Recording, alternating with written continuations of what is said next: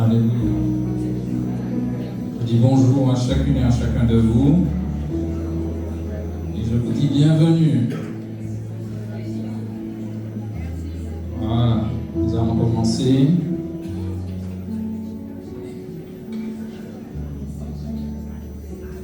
Gloire à Jésus. Alors, nous savons que sans lui, nous ne pouvons rien faire. Amen. C'est pour cela que nous allons lui demander de vraiment, donc il est déjà là, parce que là où 2 ou 3 sont réunis en son nom, il est au milieu de nous, donc il est déjà là. Et nous allons lui demander encore de prendre le plein contrôle, de se manifester pleinement et qu'il ait toute la place. Qui est-ce qui est d'accord avec ça? Amen, amen, amen. Alors ceux qui peuvent, je vais vous demander de vous tenir debout dans sa présence. Alléluia. Seigneur Jésus, en ce matin, nous voulons déjà te dire merci parce que tu as renouvelé à notre égard tes bontés. Tes compassions ne sont pas à leur terme, Père. Et combien, Seigneur mon Dieu, tu as renouvelé, Seigneur mon Dieu, Père, ton souffle de vie en nous. Merci parce que tu nous as aussi, Seigneur mon Dieu, en nous, Seigneur mon Dieu, créé le vouloir et le faire. C'est pour cela que nous sommes ici réunis afin de te louer, afin de te célébrer, afin de t'honorer, Père, parce que tu le mérites. Merci parce que tu es présent dans ce lieu. Nous croyons que tu vas te manifester pleinement dans ce lieu. Alors nous voulons te laisser toute la place, afin, Seigneur mon Dieu, que tu fasses ce que tu veux dans ce lieu et que nous, Seigneur mon Dieu, te soyons soumis au nom de Jésus. Merci, Père éternel, pour ceux qui sont encore sur la route, que tu gardes, que tu protèges. Merci pour chacun de nous. Tu connais celui qui est découragé, attristé, Père éternel, ou autre situation. Je crois que tu es capable par ton Saint-Esprit, Seigneur mon Dieu, de répondre favorablement à chaque situation. Alors je veux te dire merci. Merci pour ceux qui nous visiteront ou qui nous sont déjà présents et qui nous visitent en ce matin. Que ta grâce soit répandue sur eux, Père. Et nous voulons aussi prendre autorité dans le nom de Jésus, Père, contre toute opposition, Seigneur mon Dieu, qui pourrait nous empêcher de te célébrer, nous empêcher de t'honorer, nous empêcher de te livrer un culte qui te soit agréable. Et bien que toute opposition soit sans force aujourd'hui. Et nous proclamons le nom de Jésus dans ce lieu. Nous proclamons la Seigneurie de Jésus dans ce lieu. Et nous croyons que Jésus est vivant. Nous croyons que Jésus est ressuscité. Et nous croyons qu'il est fidèle à ses promesses. Et c'est pour cela que nous disons tous Amen, Amen, Amen, Amen. Gloire à Jésus. Vous pouvez vous asseoir dans sa présence. Et puis, je vous laisse la liberté de prier, mais de façon courte pour que le maximum puisse donner gloire à Dieu ou dire quelques mots au Seigneur et Sauveur que nous avons, Jésus-Christ. Encore juste une partie du verset 7. Alors, vous savez, pour situer le contexte de ce passage, c'est comme s'il y avait des assemblées, et puis, eh bien, Jésus va envoyer des lettres. C'est comme s'il envoie des lettres à chaque assemblée. Et là, on s'intéresse à l'assemblée de Philadelphie. Et vous savez, quand vous recevez un courrier, je ne sais pas pour vous, mais j'aime savoir qui est l'expéditeur du courrier.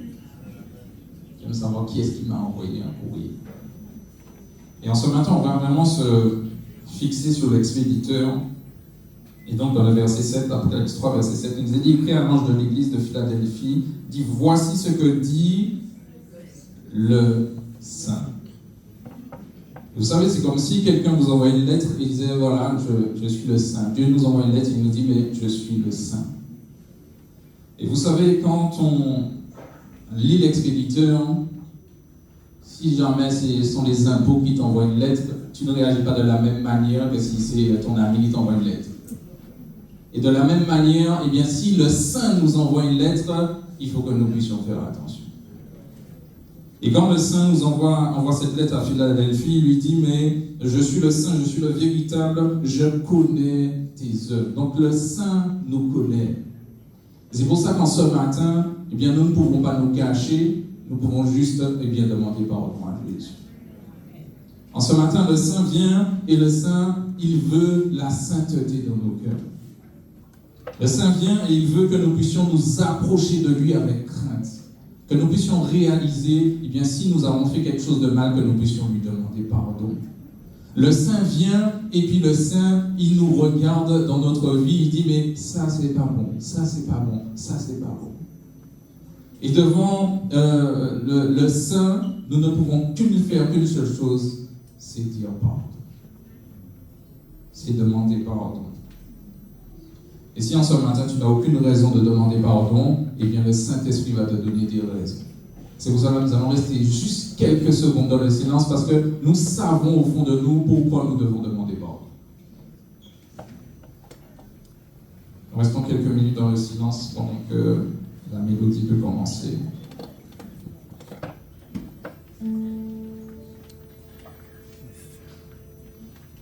Nous voulons demander pardon à Dieu.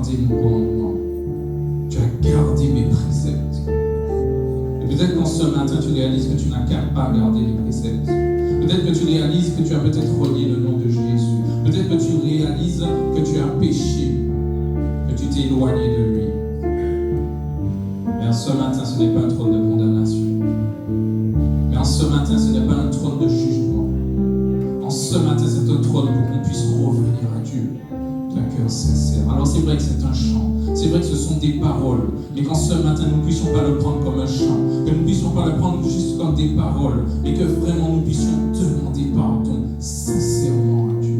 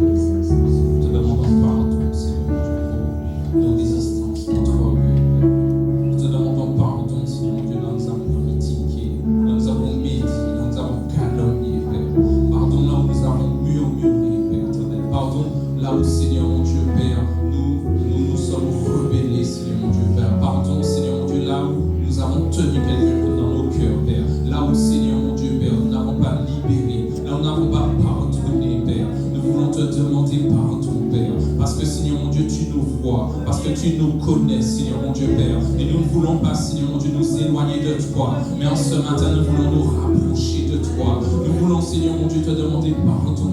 Là où tes pensées impures, pardon, Seigneur, mon Dieu, où tes raisonnements, Seigneur, mon Dieu, ont pris la place. Père, nous voulons te demander pardon ce matin. Parce que nous voulons venir devant toi, toi le Saint, et nous savons que tu nous connais. Alors Seigneur mon Dieu, nous venons devant toi, afin Seigneur mon Dieu que tu puisses nous relever, afin Seigneur mon Dieu que là où nous sommes tombés, tu puisses nous tendre la main. Et c'est ce que tu fais en ce matin, et c'est ce que tu désires. Alors Seigneur mon Dieu, c'est ce que nous voulons. Nous voulons revenir à toi d'un cœur sincère, nous voulons revenir à toi d'un cœur vrai, nous voulons revenir à toi parce que tu es Dieu.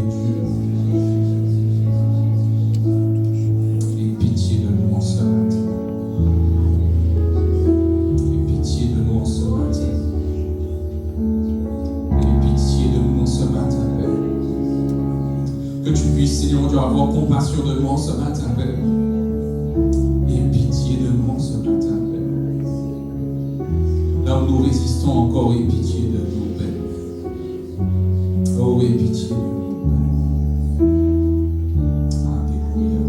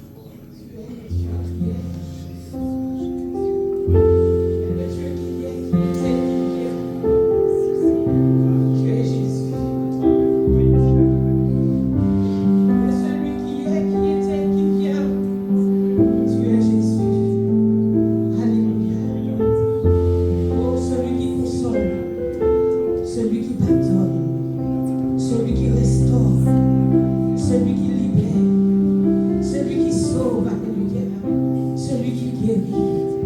Oh Jésus.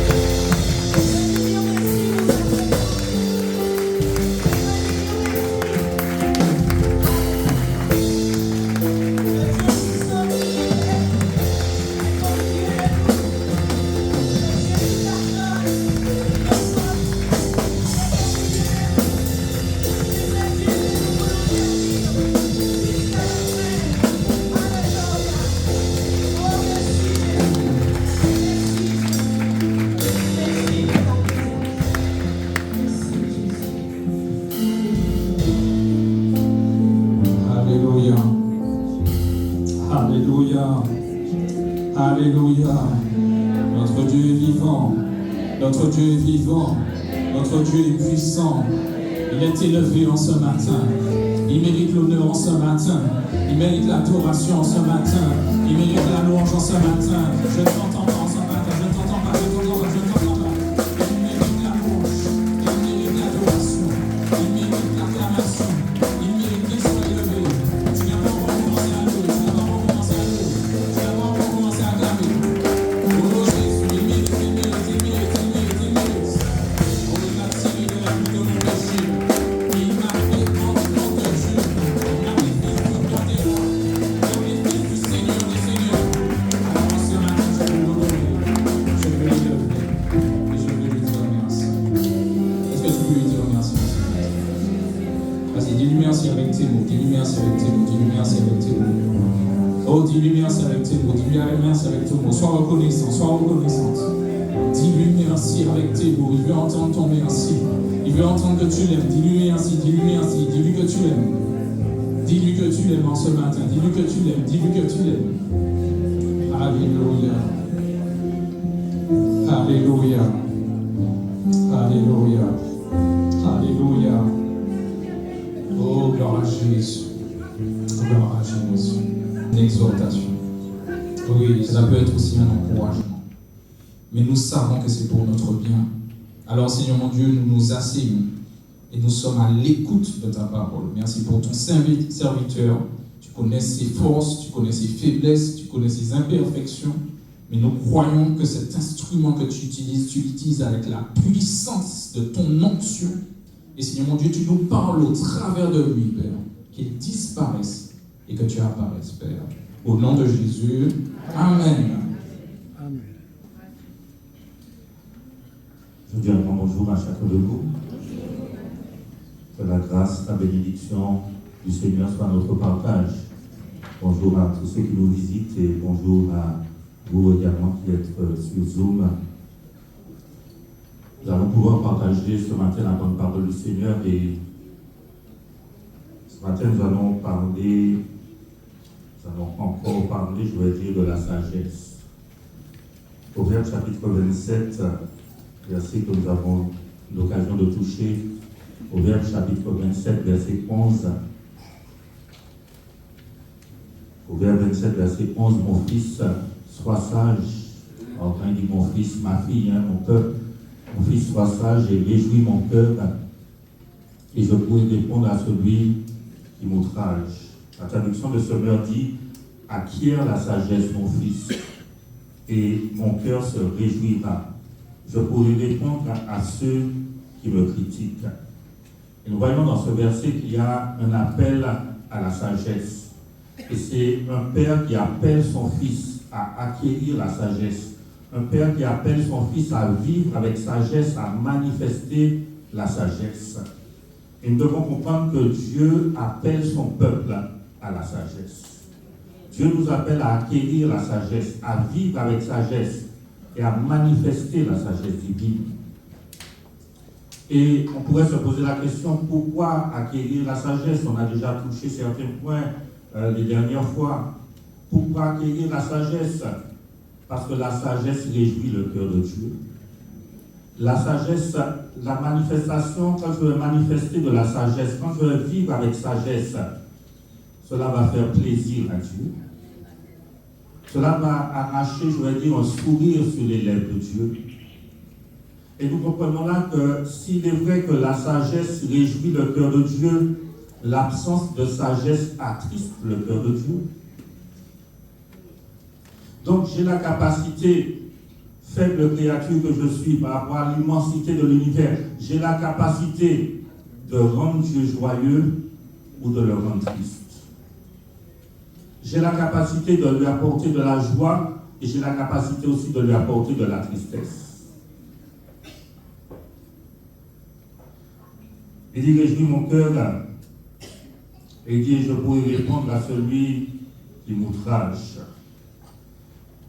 J'ai aussi la capacité de mettre Dieu, je vais dire, dans une position de force, mais également dans une position de faiblesse. Alors je parle avec un langage humain, je ne pas dire que Dieu a des faiblesses. Mais il dit, je pourrais répondre à celui qui m'outrage.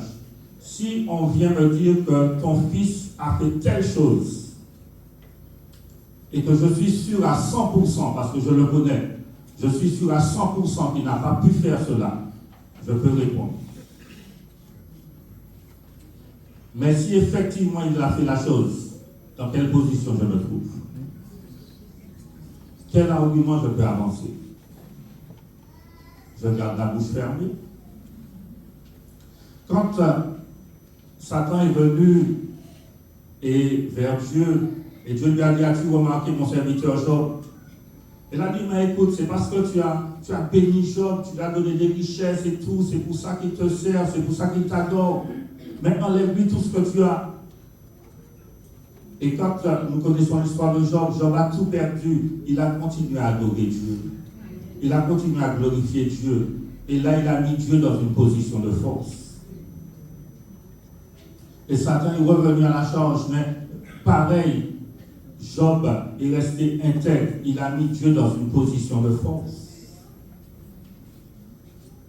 Et la question que je peux me poser, est-ce que je fais sourire Dieu? Alors j'ai vu un chant qui disait que nous sommes le plaisir de Dieu.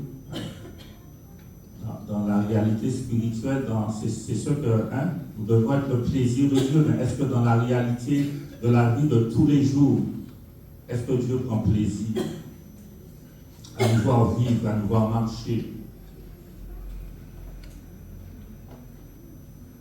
Accueillir la sagesse divine pour l'enfant de Dieu, ce n'est pas une option, mais c'est une nécessité. Et plus qu'une nécessité, je dirais que c'est une obligation. Le mot sagesse est cité 221 fois dans la Bible, 167 fois dans l'Ancien Testament, 54 fois dans le Nouveau Testament. Et lorsqu'on associe le mot sage et sagesse, ils sont cités 393 fois dans toute la Bible. Et ça nous montre l'importance de la sagesse. Alors, tu peux faire des recherches. Aujourd'hui, on a des outils. Tu peux chercher combien de fois le mot amour est cité, combien de fois le mot saint est cité. Tu peux faire des recherches. Nous l'avons vu la dernière fois, Jacques, chapitre 1, verset 5, nous dit, si quelqu'un manque de sagesse, qu'est-ce qu'il doit faire? Il la demande à Dieu. Et dit que Dieu il donne à tous. Et Dieu donne sans reproche. Et quand il dit si quelqu'un manque de sagesse, ça ne veut pas dire qu'il n'y a aucune sagesse. Mais ça veut dire que la sagesse est insuffisante. Si tu dis le repas n'a pas assez de sel, ça veut dire qu'il met sel, mais il n'y a pas assez. Hein? Tu dis qu'il n'y a pas assez de sucre, c'est-à-dire d'arrêter avec le sucre. Tu dis qu'il n'y a pas assez de sucre, qu'il y a déjà du sucre, tu veux plus. Donc, il y a déjà de la sagesse, mais nous devons grandir en sagesse. Nous devons progresser en sagesse. Si quelqu'un manque de sagesse, il faut comprendre que rien que le fait d'avoir donné ta vie à Christ, c'est déjà de la sagesse, n'est-ce pas? Donc si tu es là et tu n'as pas encore donné ta vie à Christ, sois sage. Donne ta vie à Christ. Sois sage. Quand il parle de manquer de sagesse, on pourrait parler de ce que, quand Jacques dit ça, ce que le peuple n'était pas au niveau de sagesse que normalement il devrait être. Souviens-toi dans le livre des Hébreux, chapitre 5, Hébreux chapitre 5, verset 12, et on peut lire dans la traduction de Parole vivante. L'auteur des Hébreux va dire, vous qui depuis longtemps devriez être des maîtres, vous qui depuis longtemps, depuis tant d'années que vous marchez avec Dieu, depuis tant d'années que vous recevez la connaissance de la parole, vous devriez être des maîtres, des enseignants. Il dit, vous êtes encore des enfants. Mais pour moi, parole vivante, s'il te plaît.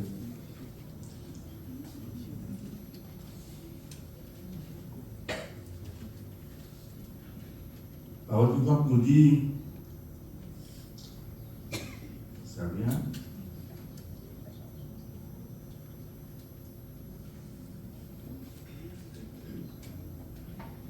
Donc, par rapport au nombre d'années qu'on marche avec Dieu, par rapport à tous les enseignements qu'on a déjà reçus du Seigneur,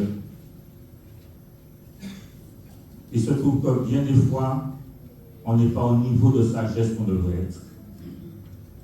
Et vous devrez être des maîtres. Et vous savez, alors, il dit dire que vous êtes convertis depuis tant d'années. Il y a longtemps que vous devriez être en train d'enseigner d'autres. Et pourtant, vous êtes encore à l'ABC de la révélation. Vous avez vous-même besoin de quelqu'un qui vous réapprenne les premiers rudiments des paroles de Dieu. Vous ne supportez que le lait et non la nourriture solide.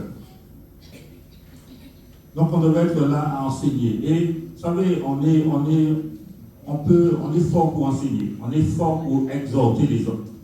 Pour dire aux autres la parole dit ça, la parole dit ça, la parole dit ça.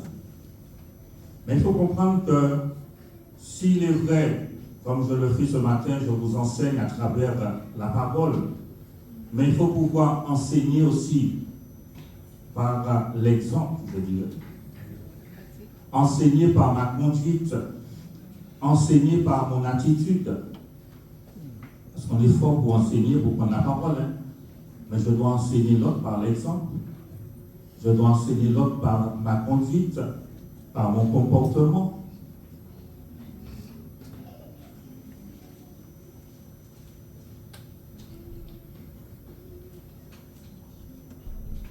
Regardons un peu l'importance de la sagesse dans Luc chapitre 2, verset 52.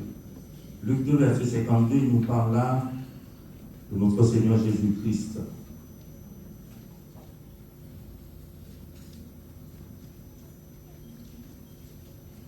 Luc chapitre 2, verset 52. Il est dit, et Jésus croissait en sagesse, en stature et en grâce devant Dieu et devant les hommes. Donc il nous parle de la croissance. Jésus croissait, Jésus grandissait. D'accord? Donc nous devons croître, nous devons grandir, nous devons nous développer. Il n'est pas normal de rester toujours au même niveau. Après des années de vie chrétienne, on reste au même niveau. Ce n'est pas normal. On doit croître, on doit se développer, on doit grandir, on doit progresser.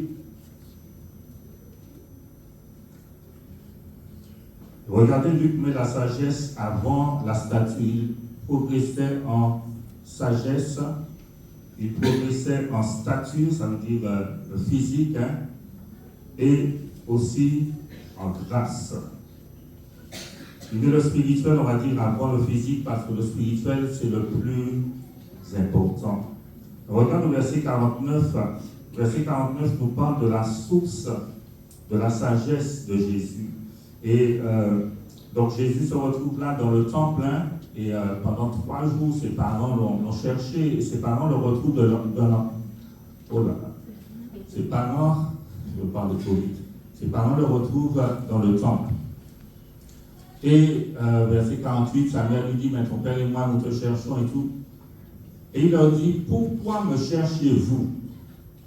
Ne savez-vous pas qu'il faut que je m'occupe des affaires de mon père? Et à ce moment-là, Jésus a 12 ans. Ok? Jésus a 12 ans. Et il dit, il faut que je m'occupe des affaires de mon père. Et ça nous montre que Jésus avait une relation, une intimité avec le Père. Et là, le Père l'enseignait. Le Père lui disait ce qu'il devait faire. Le Père lui disait ce qu'il attendait de lui. Et il dit, il faut que je m'occupe des affaires de mon Père. Il y avait une relation, il y avait une intimité. Et notez que la relation commence par l'écoute.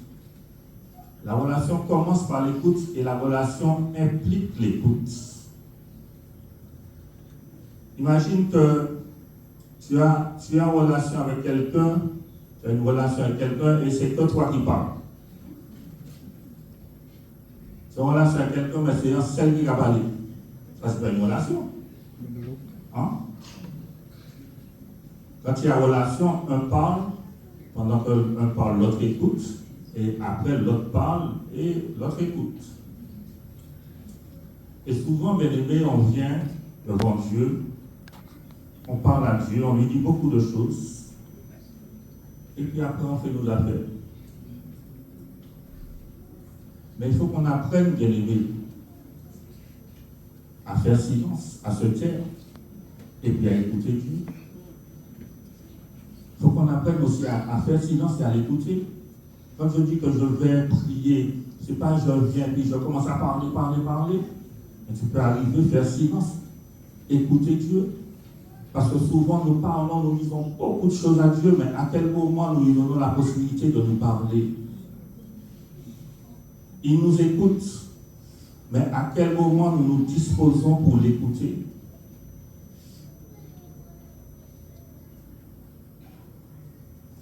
Vous savez, on entend des fois, je suis un homme de prière, je suis une femme de prière. C'est bien. Mais il serait préférable d'être un homme de relation, une femme de relation. Parce que tu peux dire, je suis un homme de prière, je prie 1 heure, 2 heures par jour, oui. Mais tu dis beaucoup de choses à Dieu, mais lui n'a même pas le temps de dire quoi que ce soit.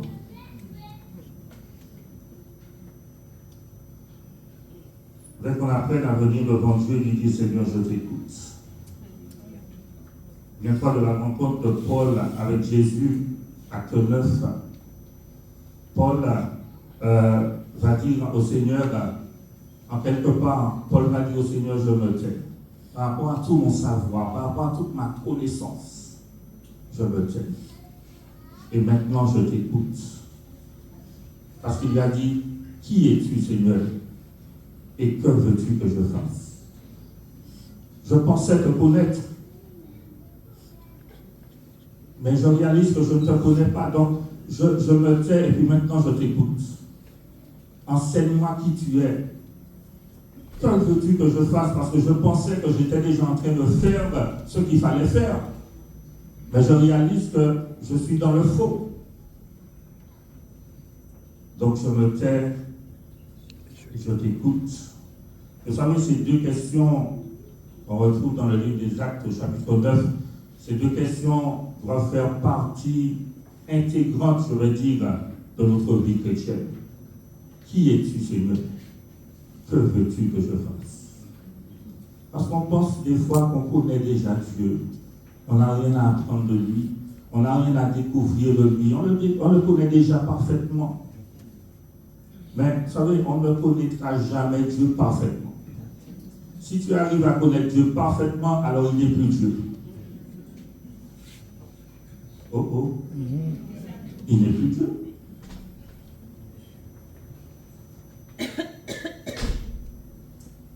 Quand Moïse va donner au peuple les commandements de Dieu, la première chose qu'il va dire, c'est écoute, ô Israël. Il faut qu'on apprenne à disposer nos cœurs à écouter Dieu. Jésus leur dit, ne savez-vous pas qu'il faut que je m'occupe des affaires de mon Père? Donc Jésus prenait le temps d'écouter le Père, le temps il se laissait enseigner par le Père, il cherchait à savoir ce que le Père attendait de lui. Matthieu chapitre 6, verset 6 nous dit, quand tu pries, entre dans ta chambre, et il dit, ferme ta porte, et il dit, et prie ton Père qui est là dans le lieu secret, et ton Père qui voit dans le secret te le rendra. Il dit, entre dans ta chambre. Alors quand il dit, entre dans ta chambre, pas forcément dans la chambre seulement qu'il faut prier, mais il parle de lieu où tu seras tranquille, hein, et tu ne seras pas dérangé. Et il dit, ferme ta porte. Et je relisais ce passage, je dis, mais en fait, pourquoi il dit ferme ta porte? Si tu dis à ton enfant, entre dans ta chambre, tu lui dis ferme la porte. Est-ce que tu lui dis ferme ta porte? Ah, on n'est pas là maintenant. Tu dis entre dans ta chambre, ferme la porte. Mais là, il dit ferme ta porte. Alors, si ma chambre n'a pas de porte, c'est qu'on en a fait. Non? Et la porte, c'est ce qui donne accès. Et quand il dit ferme ta porte, c'est que ferme la porte à tes propres pensées. Ferme la porte à tes propres raisonnements. Parce que tu te trouves en présence de celui qui dit ton Père qui est là dans le secret. Donc Dieu est tout près de toi, il est là avec toi. Tu es en présence de celui qui veut te communiquer sa pensée à lui, qui veut te communiquer sa volonté à lui, qui veut t'éclairer sur sa parole. Ferme ta porte, ferme la porte à tes propres pensées, à tes propres raisonnements. Mes pensées ne sont pas vos pensées, mes voix ne sont pas vos voix. Mais on vient dans la présence de Dieu avec ses pensées, avec ses raisonnements, avec ses convictions.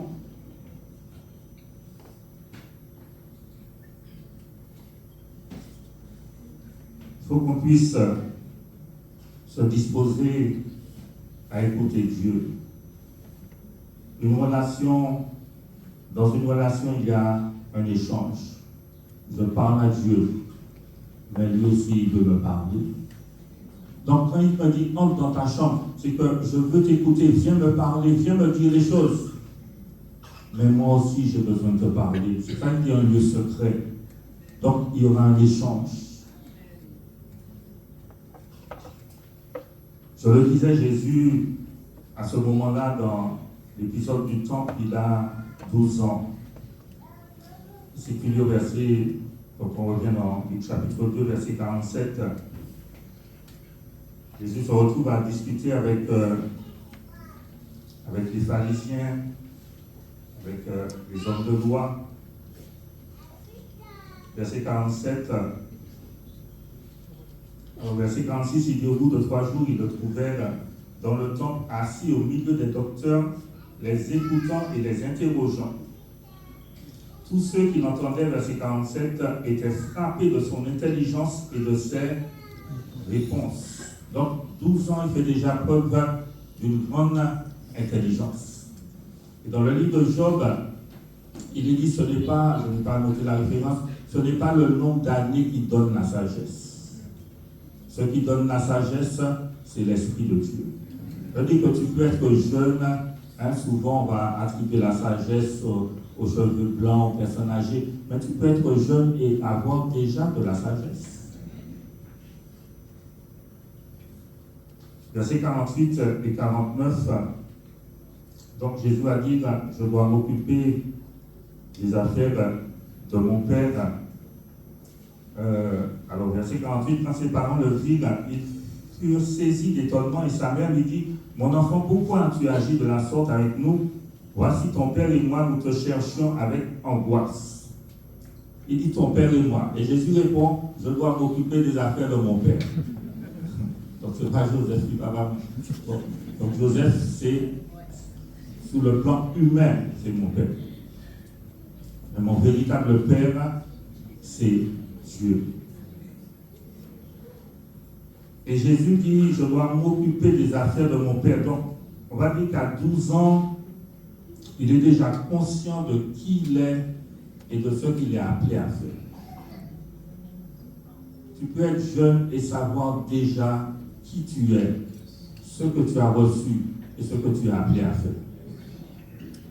À 12 ans, il le dit. Je sais qui je suis et je sais ce que je suis appelé à faire. Et Jésus va commencer son ministère à l'âge de 30 ans. Donc entre 12 et 30 ans, combien d'années sont passées? 18. Qu'est-ce qu'il a fait pendant ces 18 ans? On a vu nous dire qu'il était charpentier, donc il a certainement appris un métier et tout. Mais ces 18 années-là, on ne sait pas ce qu'il a fait. Mais ça a été 18 années de préparation. Et on doit comprendre également que ce n'est pas parce qu'aujourd'hui Dieu te donne une révélation et te dit voici, tu as tel ministère, tu es appelé à faire telle chose, que demain tu vas rentrer dedans.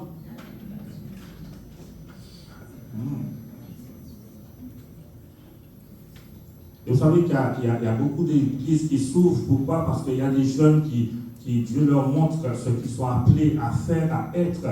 Et puis, ils ne veulent pas attendre parce qu'ils ont le feu. Mais il faut comprendre qu'il y a un temps de préparation. Jean le Baptiste lui-même, la Bible dit qu'il restait dans les déserts. Et notre frère Samuel l'a lu dimanche dernier, jusqu'au jour où il s'est présenté devant le peuple. Il y a un temps de préparation où on va, pendant ce temps de préparation-là, Dieu va nous former, on va acquérir la sagesse, où Dieu va nous enseigner les choses. Moïse a eu une préparation de 40 ans. Alors on peut se demander, est-ce que c'était vraiment Dieu qui a voulu 40 années de préparation, parce que Moïse était petit aussi, donc ça a pris du temps. Si tu peux prolonger, tu peux rallonger la préparation, parce qu'on était petit.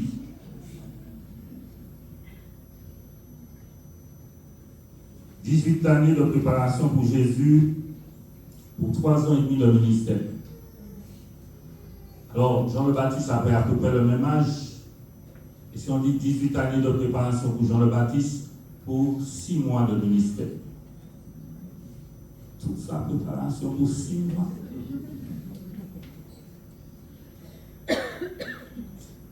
Il nous est dit là, dans le verset 52, que Jésus croissait en sagesse, en stature et en grâce.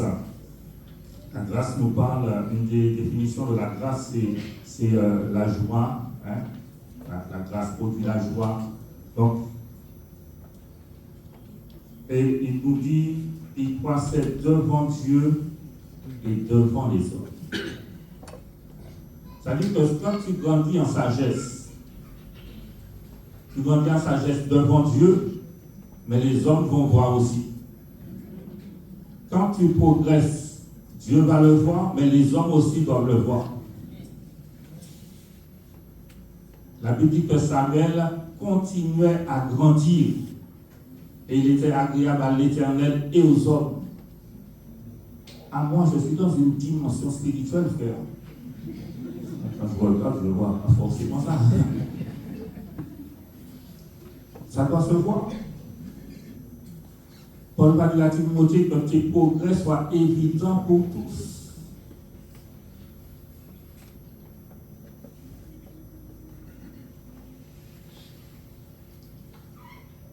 Acte 6, verset 3. Acte 6, verset 3 nous parle de 3 critères pour le service. Acte chapitre 6, verset 3.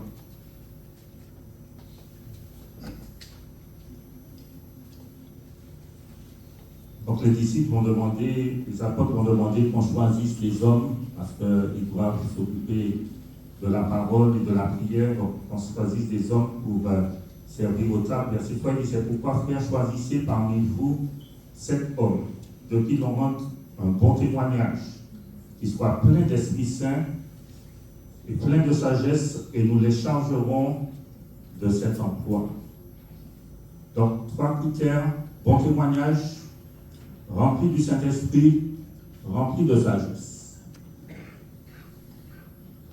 Et la sagesse, bien aimée, est exigée pour le service. Il dit rempli, je me suis posé la question parce qu'il dit rempli du Saint-Esprit. Pourquoi il rajoute rempli de sagesse? Parce que quand il dit rempli du Saint-Esprit, Paul dit que le Saint-Esprit c'est un esprit de force, d'amour et de sagesse. Donc dans le Saint-Esprit il y a déjà la sagesse. Et pourquoi il rajoute rempli de sagesse? Et dans le service, bien aimé, je parle pour moi aussi, on manque des fois de sagesse. Vous savez, l'homme d'une manière générale n'aime pas qu'on lui impose des limites. Et j'ai pris ce verset dans Jérémie chapitre 5, verset 22, vendredi dernier, après l'étude de notre frère Joël. Jérémie 5, verset 22.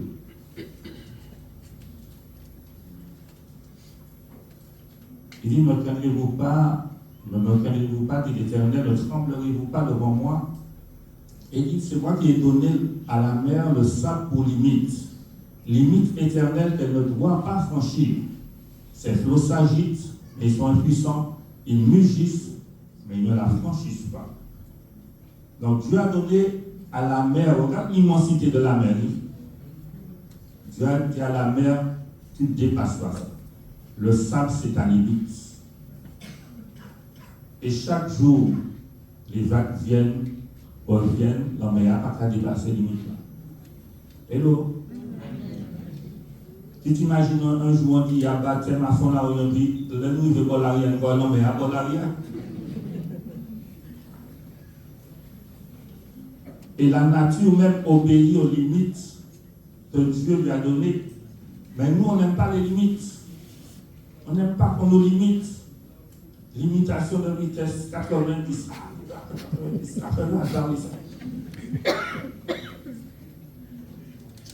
et je vous ai toujours dit, si la limitation est à 90 et tu dépasses la limitation à 120 à monter, à un moment les anges même sortent de la voiture.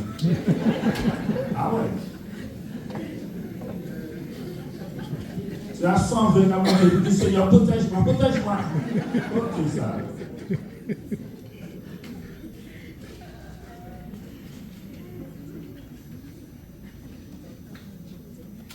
Le culte commence à 9h et se termine à... Mais non, pas d'heure de fin. Il n'y a pas d'heure de fin. Parce qu'on doit être conduit par l'esprit. Tu commences à travailler à quelle heure? Je commence à 8h. Et je termine à 14h. Mais pourquoi tu termines à 14h? Il n'y a pas d'heure de fin. Tu es conduit par l'esprit.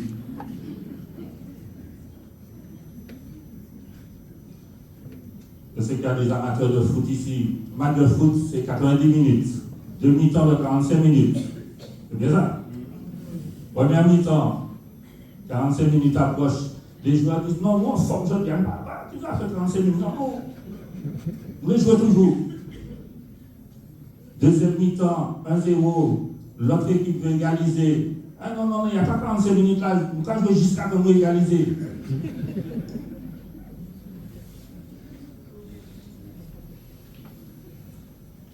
Vous savez, j'ai entendu souvent, j'ai donné ma vie aussi très jeune, à 17 ans, et souvent j'ai entendu quand il y avait les réunions, les cultes, et puis qu'on dépassait de beaucoup.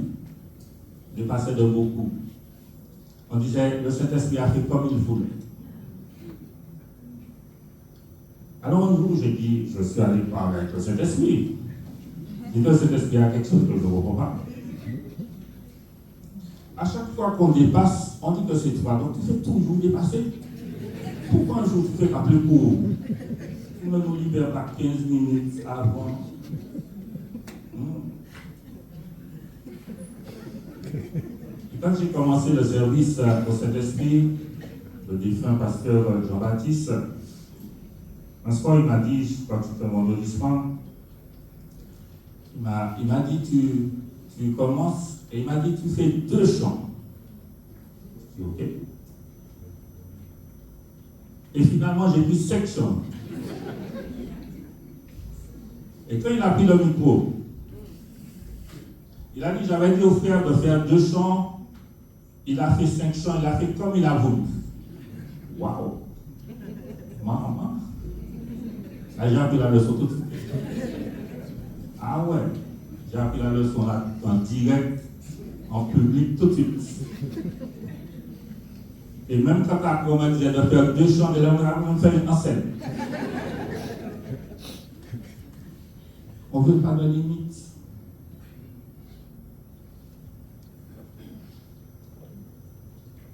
Donc quand on dit le Saint-Esprit a fait comme il voulait, est-ce que c'est vraiment le Saint-Esprit ou bien nous-mêmes?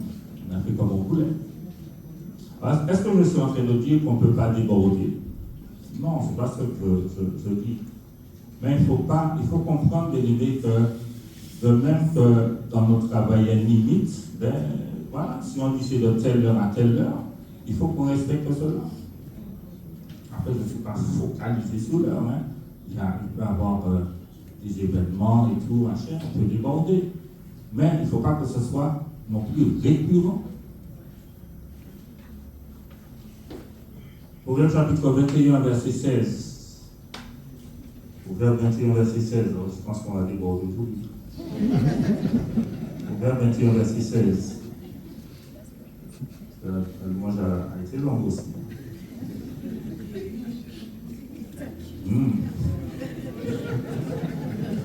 Proverbe 21, verset 16. Il dit, l'homme qui s'écarte du chemin de la sagesse reposera dans l'assemblée des morts. Et le chemin de la sagesse, c'est le chemin étroit et resserré. C'est le chemin du renoncement, c'est le chemin du sacrifice, c'est le chemin de la mort à soi-même. Et aujourd'hui, bien aimé, de manière générale, dans le milieu évangélique, on veut servir Dieu, mais en même temps, on veut satisfaire nos convoitises. Et souviens-toi ce que Jésus avait dit à cette église, tu passes pour être vivant, mais tu es mort. Donc, pour attirer les gens, il faut qu'il y ait de l'ambiance. Il faut qu'il y ait de l'ambiance. Il faut créer une ambiance, il faut créer une atmosphère. Il faut que ça bouge, il faut que ça crie, il faut qu'il y ait une remontée. Et là, on dit, Dieu est là, Jésus est là. Vous savez, j'ai eu l'occasion de visiter, parce que bon, il y a des personnes qui me disent, viens nous visiter, viens, qui insistent, je dis, bon, ok. Je vais visiter, et puis, moi, le truc est bouillant, le truc est brille. Mais je ne sens rien, je ne sens pas l'essence de Dieu.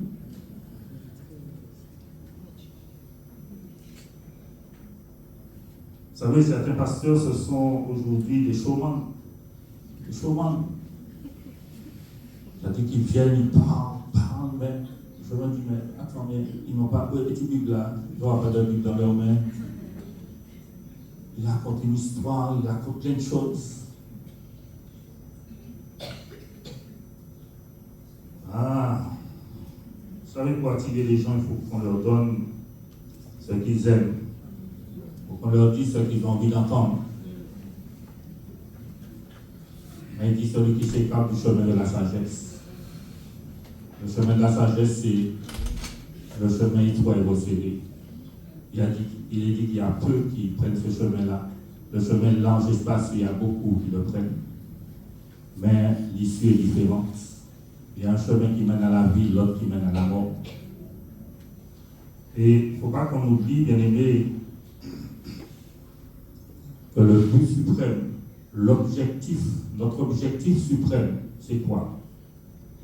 C'est d'entrer dans le royaume de Dieu. C'est s'entendre dire un jour, bon et fidèle serviteur, bonne et fidèle servante, entre dans la joie de ton maître. Parce qu'il y a de ceux aussi qui vont entendre, mais je ne vous connais pas. Ils vont dire, attends, mais moi, mon aide est ambiance dans la manière de te cas. On aime qu'à prier, je ne vous connais pas. Donc n'oublions pas notre objectif, c'est d'être accueillis un jour dans le ciel. C'est de vivre éternellement avec Dieu. La Bible parle des 10 vierges, 5 sages, 5 folles. Les 10 étaient vierges. On peut parler de la pureté, on peut parler de la sanctification, ok. Mais il y avait 5 qui n'avaient pas la sagesse. Et les 5 qui n'avaient pas la sagesse ne sont pas rentrés.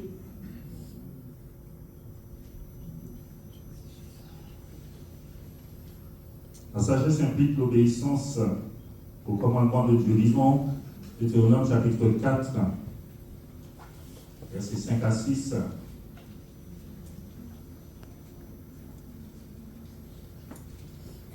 Deutéronome 4, versets 5 à 6. Il dit, voici, je vous ai enseigné des lois et des ordonnances comme l'Éternel, mon Dieu, me l'a commandé, afin que vous les mettiez en pratique dans le pays que vous allez prendre, dont vous allez prendre possession. Vous les observerez, vous les mettrez en pratique. Et il dit, car ce sera là votre sagesse et votre intelligence aux yeux des peuples, qui entendront parler de toutes ces lois et qui diront, cette grande nation est un peuple absolument sage et intelligent. Donc quand tu mets la parole en pratique, quand tu pratiques la parole de Dieu, la Bible dit que tu es sage et intelligent. Il faut qu'on ait aussi la sagesse dans le combat spirituel. J'entends parler de beaucoup de combat spirituel. Mettez comme nous là, on va rentrer dans le combat spirituel. Mais il faut comprendre que la parole de Dieu dit, soumettez-vous donc à Dieu, résistez au diable, et il fuira loin de vous. Ça veut dire que si tu veux entrer dans le combat spirituel, la première chose, marche en obéissance. Soumets-toi à Dieu. On ne veut pas faire ce que Dieu nous demande de faire, mais au nom de Jésus, nous devons entrer dans le combat spirituel. Quel combat spirituel? Commence par te soumettre à Dieu. Commence à faire les choses comme Dieu te demande de les faire. Et après, tu pourras prendre l'autorité et entrer dans un combat spirituel. La Bible dit par exemple, fuis les passions de la jeunesse. Fuis l'impudicité. Il ne te dit pas, essaie de résister aux passions de la jeunesse. Il ne te dit pas, essaie de résister à l'impudicité ou pas que ça. Il te dit, sortis là, fuis.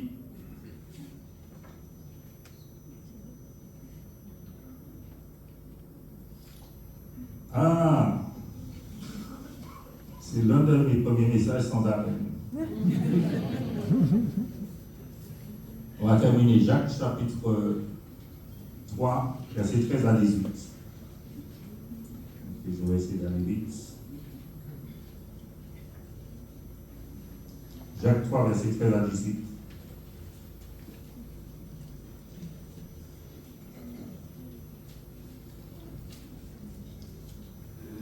Vous avez vu ce passage? Il dit, lequel d'entre vous est sage et intelligent, qu'il montre ses œuvres par une bonne conduite avec la douceur de la sagesse. Et si vous avez dans votre cœur un zèle amer et un esprit de dispute, ne vous glorifiez pas et ne mentez pas contre la vérité. Cette sagesse n'est point celle qui vient d'en haut, mais elle est terrestre, charnelle, diabolique. Car là où il y a un zèle amer et un esprit de dispute, il y a du désordre et toutes sortes de mauvaises actions. La sagesse d'en haut est premièrement pure, ensuite pacifique, modérée, conciliante, pleine de miséricorde et de bons fruits, exemple de duplicité et d'hypocrisie. Le fruit de la justice est semé dans la paix par ceux qui recherchent la paix. Dans ce passage, on voit qu'il nous parle de deux sagesses, la sagesse d'en bas et la sagesse d'en haut. Et il dit que ce sont tes œuvres, ce sont tes actions, c'est ta conduite qui va montrer quelle sagesse tu manifestes. C'est comme si Jacques dit, montre-moi tes œuvres, montre-moi tes actions, montre-moi ta conduite, et je te dirai de quelle sagesse cela découle. Est-ce que ça découle de la sagesse d'en haut? Est-ce que ça découle de la sagesse d'en bas? Quand tu regardes Job et sa femme, ils ont vécu la même épreuve, n'est-ce pas? Job et sa femme, c'est Job qui était attaqué, mais sa femme est là, sa femme aussi a pris. Et on voit les deux sagesses là. La femme de Job lui a dit, tu demeures ferme dans ton intégrité, maudit Dieu et meurs. Sagesse d'en haut, sagesse d'en bas. Job lui a dit, tu parles comme une femme insensée. Nous recevons de Dieu le bien, eh bien, il appelle à béni soit l'Éternel. Mais nous recevons aussi le mal, nous recevons aussi des épreuves, nous recevons aussi les détresses. Et Job a manifesté la sagesse d'en haut. Il parle de la douceur, donc verset 13, une bonne conduite avec la douceur de la sagesse. Donc dans la sagesse, il y a la douceur, il y a l'humilité. Donc il nous parle d'une bonne conduite. Il nous parle aussi du caractère, la douceur, l'humilité. Et Jésus se présente comme étant doux et humble de cœur. Verset 14, il nous parle de la jalousie. Si vous avez un zèle amer, un esprit de dispute, jalousie, ambition égoïste. Verset 15, il dit, cette sagesse n'est point celle qui vient d'en haut, mais elle est terrestre, charnelle, diabolique. Donc, trois caractéristiques de la sagesse d'en bas. Elle est charnelle, elle relève de la chair. Deuxième caractéristique, il dit, elle est terrestre. Donc, le monde. Le monde, c'est un système un système d'influence qui rejette Dieu, rejette l'autorité de Dieu. Donc, dans notre sagesse, on peut être inspiré par cela. Et elle est diabolique, donc le diable. Et on voit qu'il y a nos trois ennemis là. Trois ennemis de l'enfant de Dieu, la chair, le monde et le diable.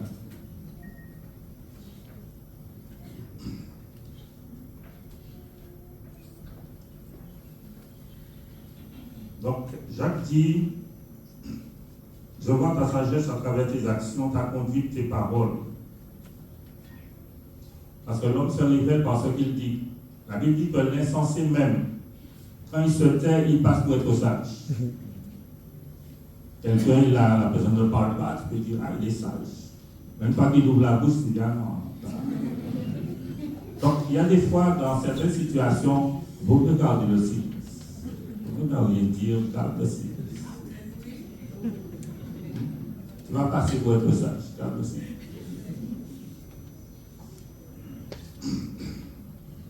Sagesse d'en bas, sagesse d'en haut. Alors, vous savez, Paul, à un moment donné, disait, on entend généralement dire, et il parlait de choses qu'on lui a rapportées. C'est vrai que moi, je suis devant, ou je suis là, et je n'entends pas tout ce qui se dit dans la salle. Mais à plusieurs reprises, on m'a rapporté que pendant des prédications, eh bien, il y a des gens qui ne sont pas d'accord. Tu as le droit de ne pas être d'accord. Mais qui ne sont pas d'accord et qui le manifestent. Ils parlent fort, qui disent, ah, je ne suis pas d'accord, je ne suis pas d'accord. Mais tu ne sais même pas qui est-ce qui est assis à côté de toi. Peut-être que c'est quelqu'un qui vient pour la première fois. Peut-être que c'est un bébé. Peut-être toi même aussi t'es bébé, mais bon, tu es là depuis plus longtemps que lui. Donc tu n'es pas d'accord, mais garde ça pour toi.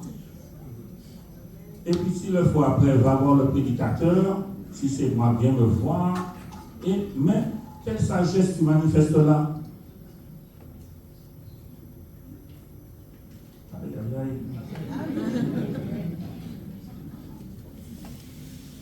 Voilà la sagesse de Jésus. Quand Jésus a écrit aux églises dans l'Apocalypse, c'est cette église, et le frère Samuel a pris une église ce matin. Et quand Jésus écrit aux différentes églises, il commence par dire ce qui va bien. Il commence par dire, ça, c'est bien. Ça, c'est bien. Ça, j'approuve. Ça me fait plaisir. Il commence par dire tout ce qui est positif, tout ce qui va bien. Et après, il dit, par contre, j'ai quelque chose contre toi. Par contre, ça, il faut corriger ça. Par contre, ça, il faut revoir ça. Il faudrait qu'on ait cette sagesse-là aussi. Qu'on puisse, quand on exhorte quelqu'un, lui dire tout ce qu'on voit de positif, tout ce qu'on voit de bien. Mais tu arrives sur la personne, ah ça va bon, ça va bon, ça va bon.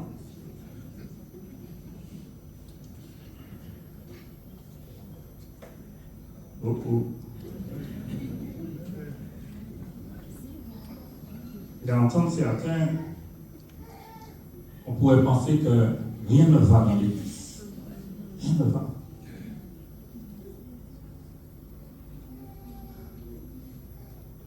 Beaucoup de critiques. Mais qu'est-ce que tu fais? Est-ce que tu te dis ça va pas, ça va pas, ça va pas? Bon, je vais prier. Est-ce que tu dis, bon, je vais contribuer, je vais investir pour que ça aille mieux, pour que ça change?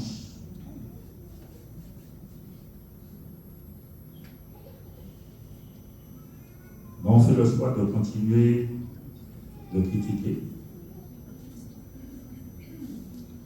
Et un jour, un homme a fait une expérience, il a pris une feuille blanche, il a mis un point dessus, un bleu, du bleu parce qu'on aime toujours du noir. Et puis il a montré, et puis il a dit, qu'est-ce que vous voyez? On a dit, je vois un point bleu, un point bleu, un point bleu.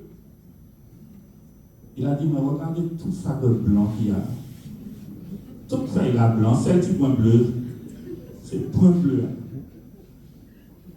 Et nous, on est comme ça. Il y a plein de choses qui vont bien. Mais c'est ça qui ne va pas, c'est ça, c'est ça.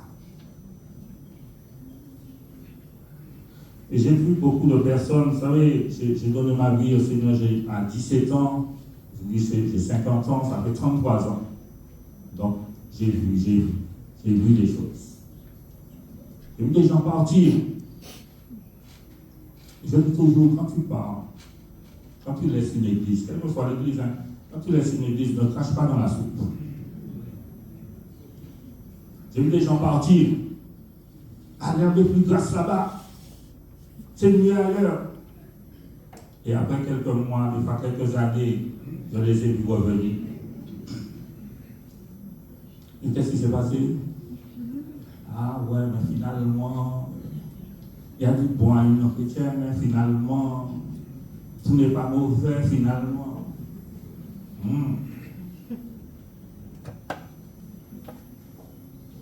Mon fils, sois sage et réjouis mon cœur. Je pourrais répondre à celui qui m'outrage. Quand Dieu me regarde, est-ce qu'il est réjoui ou est-ce qu'il est triste? Quand Dieu regarde l'Église, est-ce qu'il est réjoui ou est-ce qu'il est triste?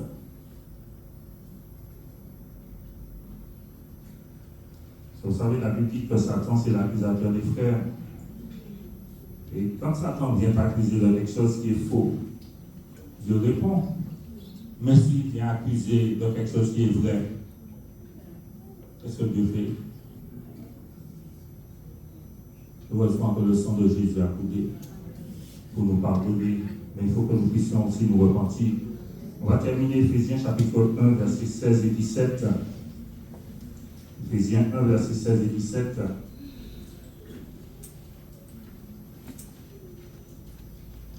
Prière de Paul pour l'Église. Éphésiens chapitre 1, verset 16, il dit, je ne cesse de rendre grâce pour vous, faisant mention de vous dans mes prières. Et il dit, afin que le Dieu de notre Seigneur Jésus-Christ, le Père de gloire, vous donne un esprit de sagesse et de révélation dans sa connaissance. Vous voyez cela dans l'esprit de sagesse, de révélation, mais il dit dans la connaissance. Dans la connaissance déjà que nous avons dans la parole écrite. Parce que beaucoup cherchent des révélations un peu partout. Non, mais la révélation, c'est dans la parole. Parole de vie va dire, je demande à Dieu, verset 17, je demande au Dieu de notre Seigneur Jésus-Christ, le Père rempli de gloire, de vous donner la sagesse. Il dit, alors vous découvrirez Dieu et vous le connaîtrez vraiment. Et que ce soit notre prière. Que nous puissions demander au Seigneur un esprit de sagesse, de révélation dans sa connaissance. Afin que nous puissions découvrir Dieu. Tu ne connais pas encore Dieu parfaitement. Tu ne le connais pas encore parfaitement. Tu as encore plein de choses à découvrir. Il y a des choses qui doivent être corrigées Et il dit, vous le connaîtrez vraiment. C'est ma prière pour moi-même et c'est ma prière pour l'Église. Que Dieu nous accorde un esprit de sagesse et de révélation dans sa connaissance. Vous savez, il y a 4 sources de sagesse. Je dis ça et je termine. 4 sources de sagesse pour le chrétien. C'est premièrement la personne de Jésus. La sagesse personnifiée, Proverbe chapitre 8. Donc, en suivant l'exemple de Jésus, en voyant comment il a fait, on apprend de lui la sagesse. Deuxième source de sagesse, ce sont les Écritures. Paul dit à Timothée que les Écritures peuvent te rendre sage à salut. Troisième source de sagesse, c'est le Saint-Esprit. Le Saint-Esprit qui renouvelle notre intelligence et qui nous apporte la sagesse. Et la quatrième source de sagesse, c'est l'Église. Mais aujourd'hui, est-ce que l'Église joue ce rôle? C'est-à-dire que quelqu'un qui cherche la sagesse devrait venir dans l'Église trouver la sagesse. Mais bien des fois, dans beaucoup d'églises, on ne trouve pas la sagesse. Mais nous voulons prier qu'à l'Union chrétienne, on trouve la sagesse. Ah, je pensais que j'allais avoir plus d'âme. Car l'Union chrétienne, on peut dire que ce peuple est vraiment un peuple sage et intelligent. Pas un peuple déséquilibré. Que Dieu soit béni dans nos prières.